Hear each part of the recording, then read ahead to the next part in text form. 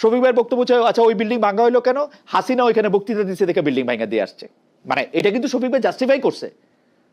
আচ্ছা, ওনার point of view আমি ব্যাখ্যা করতে পারবো না, উনি ব্যাখ্যা করতে পারবেন। আমি যেটা আমার পক্ষ থেকে বলতে পারি সেটা হচ্ছে, আমি যে কোনো ধরনের ভাঙাভাঙির বিরুদ্ধে আমি নিজে বারবার বলছি, এবং 32 ভাঙার দিনও আমি বলছি কথাটা। তো আমার পয়েন্টটা হচ্ছে কি, আমার পয়েন্টটা খুবই ক্লিয়ার।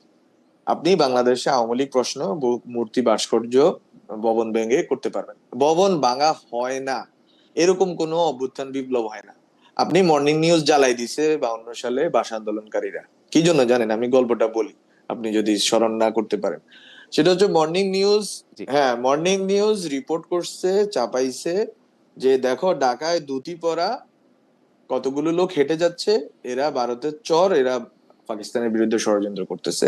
এন্ড ভাষা আন্দোলনকারী যারা, তারা মর্নিং নিউজ জ্বালাই দিছে।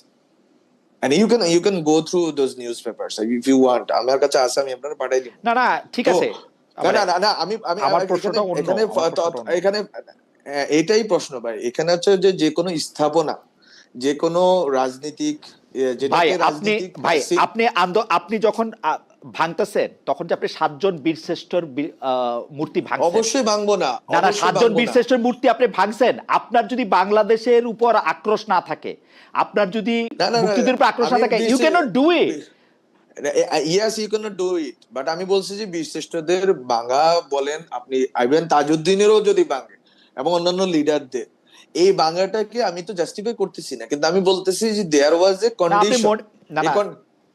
আপনি শেখ হাসিনার উপরে রাগ আছে, শেখ হাসিনার উপরে রাগ থাইকা আপনার রাগ উপরের দিকে উঠছে, আপনার তার বাপের উপরেও রাগ হইলো, আপনি তার বিল্ডিং জ্বালাই দিয়েছেন। আপনি না, তার বাপের উপর রাগ, কিন্তু তার বাপের উপর রাগ, আমি বলি আপনারা যদি এটা ইকুয়েট করতে চান, তাহলে আপনারা যে জটিলতায় পড়বেন, সেই জটিলতাটা হচ্ছে যে আপনারা আসলে সঠিক ভুলের বাইরে চলে যাইতে হবে, একটা জায়গায় চলে যাইতে হবে যেটা একটা সুফিবাদী দ্বারা, কিন্তু ওখানে আপনি যাইতে পারবেন না, কারণ আপনি পলিটিক্যাল। আমি বলি যে সেটা হচ্ছে যে শেখ হাসিনা তার বাবাকে বিক্রি করছে। শেখ হাসিনা, ইভেন শেখ মুজিবুর রহমানকে বারবার বলা হয়েছে আপনি জাতির পিতা থাকেন, মহাত্মা গান্ধীর মতো আপনি আর ক্ষমতা নিয়েন না, আপনি থাকেন না আমাদের সবার অভিভাবক হয়ে। উনি হন নাই, উনি নিজে দায়িত্ব নিয়েছেন, দায়িত্বে ভুল শুদ্ধ অনেক কিছুই থাকে, উনি করছেন, উনি অনেকভাবে মিশ্র প্রতিক্রিয়ার শিকার হয়েছেন, ওনার ফ্যামিলি সহ শহীদ হয়েছেন, সেটা আমরা বুঝলাম। কিন্তু এখন যেই পর্যায়ে আছে শেখ হাসিনা, যেই পর্যায়ে ওনাকে নামাই নিয়ে আসছে, সেখানে শেখ মুজিবকে যখন, শেখ মুজিবের মূর্তিগুলো, ভাস্কর্য যেই অর্থে বলেন না কেন, এটা যখন ভাঙা হচ্ছে, আপনি পিপলের দিকে তাকান।